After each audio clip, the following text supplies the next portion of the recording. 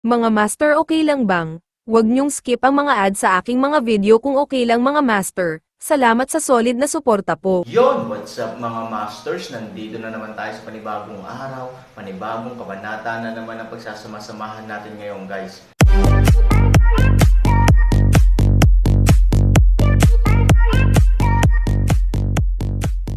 Bali mga masters, kung bago ka pa lang po sa aking YouTube channel, please click the subscribe button, lalong-lalo na po yung notification bell guys, para maging connected pa rin tayo sa isa't isa at maging updated kayo sa mga susunod ko pang video. Bali mga masters, bago natin umpisahan ng kwento ay mag-shoutout po muna tayo para sa mga solid nating tagapakinig. Shoutout kay Rodel Palilio at shoutout kay Robert Tolentino. Yun na nga mga masters, no? Bali hindi na ito patagalin. In 3, 2, 1, let's go! Hansi. Nagulat si Ivory. Halos kasabay nito, direktang pinupuno ng malaking puwersa ang katawan ni Ivory at patuloy na pinalakas ang Aaron sa halip na si Ivory. Ang enerhiya ay natupok ng baliw, at sa parehong oras, ang limang ilaw ay malamang na maging matatag.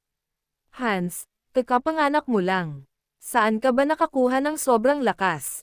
Naghihinalang tanong ni Ivory. Ang aking ina, si Hansi ay ipinanganak lamang, ngunit natatakot ako na ang aking ina ay hindi alam na si Hansi ay nasa itlog ng maraming taon.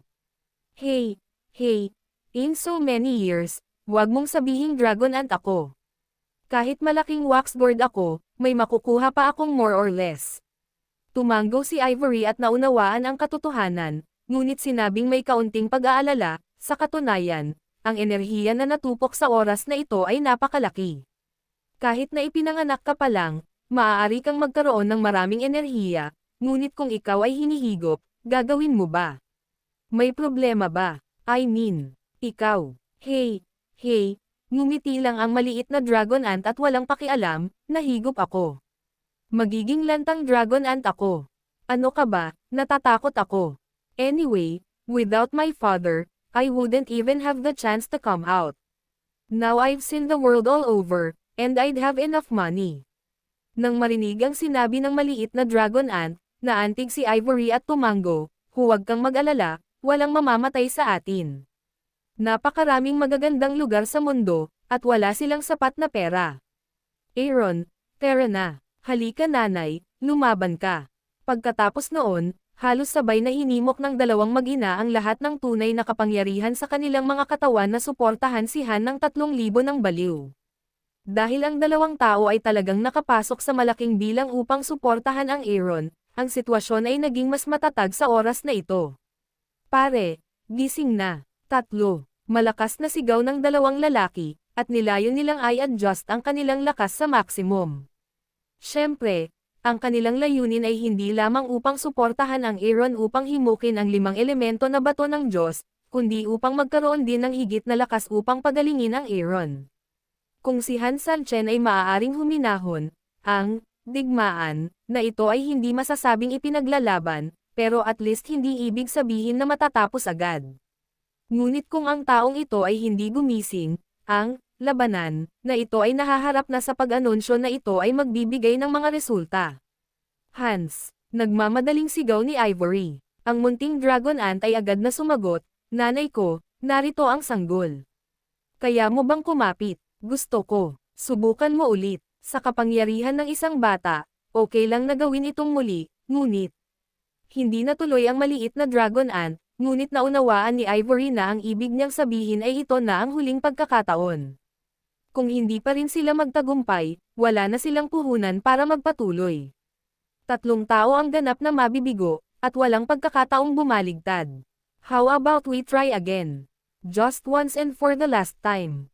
Si Ivory ay nagngangalit at inalalayan siya ng may kahirapan. Ngumiti ang maliit na dragon ant at sinabing, kung ano ang sinasabi ng ina, gagawin ng bata. Sige, magbibilang ako ng 3, 2 at 1. Magtulungan tayo. Kapag natalo tayo, sabay tayong pupunta sa Yellow Spring ng pamilya natin. Mabuti. Huminga ng malalim si Ivory. 3, 2, 1, pataas. Gamit ang soft drink ni Suying, halos sabay na nagsimula ang dalawa at inilipat ang lahat ng enerhiya sa kanilang katawan sa Aaron nang walang reserbasyon. Biglang sumabog ang enerhiya ng oras sa katawan ni Han Sanchen, at ang buong katawan ay nagpakita rin ng silver light dahil sa enerhiyang ito. Nakasalalay dito ang tagumpay o kabiguan. Han Sanchen, hindi mo kami dapat pabayaan. Dapat kang gumising. Oo, ama, gising na, halos bumagsak ang ina at anak, sa oras na ito, hindi na nila kaya, maaasahan lang nila ang lahat ng kanilang pag-asa sa Aaron, kung hindi siya magising, hindi na sila magkakaroon ng anumang kapangyarihang lumaban, ang larong ito ay maaari lamang maging isang pagkatalo, ang pilak na liwanag ay pumutok, naglalagay ng kanilang pag-asa sa kanila, ngunit nang ang pilak na liwanag ay napatay, ang kanilang pag-asa ay nagsimulang masira. Storytelling channel sa YouTube. Nang tuluyang maglaho ang pilak na liwanag, ang kanilang mga puso ay tila halos sabay na pinalo ng higanteng martilyo, ganap na nabasag.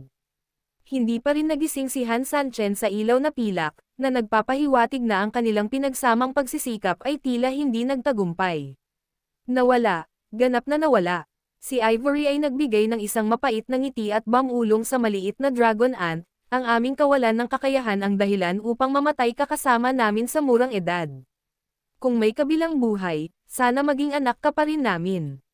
Pangako, aalagaan ka naming mabuti.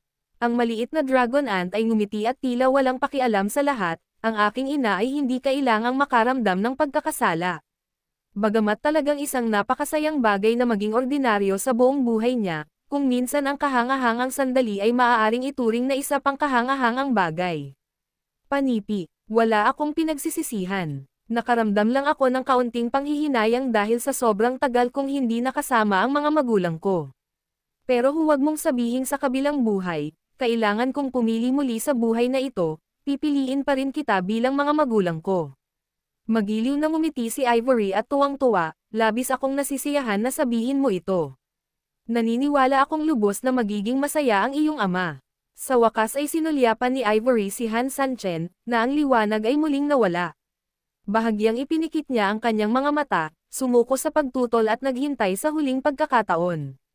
Napasulyap din ang maliit na dragon ant sa kanyang mga magulang at piniling ipikit ang kanyang mga mata at maghintay. Sipsipin sila ng 5 elementong bato ng Diyos sa dulo ng Aaron, at sa huli ay sila ay ganap na masususo hanggang mamatay. Pagkatapos nito, ang 5 elemento ng banal na bato ay titigil sa pagkalat dahil sa kakulangan ng enerhiya, at ang operasyon na sapilitang huminto ay malamang na magbabalik sa 80,000 katao sa ibaba. Sa katunayan, ang kinalabasan ay karaniwang naiisip. Ang lungsod ng Earthfire ay maghahatid ng isang sakuna, at natatakot ako na walang makakatakas sa sakuna na ito. Dahil sa kasakiman, ang lungsod ng Earthfire ay makakapinsala sa Aaron mag-asawa at lahat sila. Tahimik ang lahat. Walang sino man ang maaaring baguhin ang sitwasyong ito, at walang sino man ang magsisikap na baguhin ang sitwasyong ito. Ang lahat ay nagmumukhang isang buhay na tao dito, ngunit ito ay isang tunay na kamatayan. Ngunit biglang, napansin ni Ivory na may mali, dahil halata na ayon sa pagtatansya, dapat ay kulang ang enerhiya sa sandaling ito, at ang 5 elemento ng banal na bato ay dapat pumasok sa yugto ng nakakabaliw na pagsipsip. Ngunit sa oras na ito, hindi naramdaman ni Ivory ang kahit kay-titing na pagkakaiba. Sa kabaligtaran, tulad ng ngayon, walang nangyari. Hindi. Ang sitwasyon nagbago na. Sa oras na ito, malinaw na nararamdaman ni Ivory na hindi gaanong enerhiya sa kanyang katawan ang unti-unting nawawala, ngunit ang rate ng pagkawala na ito ay mas mabagal kaysa sa kanilang naihatid. Paano ito nangyari? Bigla niyang iminulat ang kanyang mga mata upang makita kung ano ang nangyayari, ngunit sa sandaling imulat niya ang kanyang mga mata, siya ay ganap na natigilan. Ang 5 elemento ng banal na bato ay tumatakbo ng mabilis at tuloy-tuloy. Gayunpaman, si Han Sanchen, na nahimatay sa harap nito, ay lumilipad sa tabi nito. Dahan-dahan niyang hinihimok si Sheneng na panatilihin ang operasyon nito. 3. Gulat na sigaw ni Ivory. Nang marinig ang boses ni Ivory, iminulat din ng maliit na dragon ant ang kanyang mga mata at hindi napigil ang matuwa. Ama, gising ka na ba? Anong problema? Nasa 70s at 80s na ba ako, o namamatay na ako? Hindi ako magising kapag nakapikit ako. Ngumiti si Han Sanchen, huwag kang mag-alala, pagod lang ako, may nap time din ang tigre, di ba? Magpahinga na kayong dalawa, ako na ang bahala. Pagkatapos noon, Hinimok siya muli ni Han Sanchen, at ang kanyang kapangyarihan ay biglang naging mas marilag, na direktang nagpaningning sa 5 elemento ng banal na bato sa isang iglap. Pwede bang patayin ako ng sarili kong gamit? Ikaw kasi, ngayon, hayaan mong ipakita ko sa iyo ang 5 elemento ng bato ng Diyos, kung sino ang Panginoon at kung sino ang alipin. Bumangon ka, boom. 5 ilaw ang kumikislap, halos sa isang iglap, pinaliwanagan nito ang buong lungsod ng Earthfire. Ang kalawakan sa ilalim ng lupa ay nawala ang lahat ng kadiliman sa isang iglap, at si Fang Fo ay nasa ilalim ng araw ng ilang sandali. Ito. Ang maliit na dragon ant ay ganap na natigilan, kung gaano karaming enerhiya ang kinakailangan upang maglabas ng napakalaking liwanag. Ama, mayroon ka lang.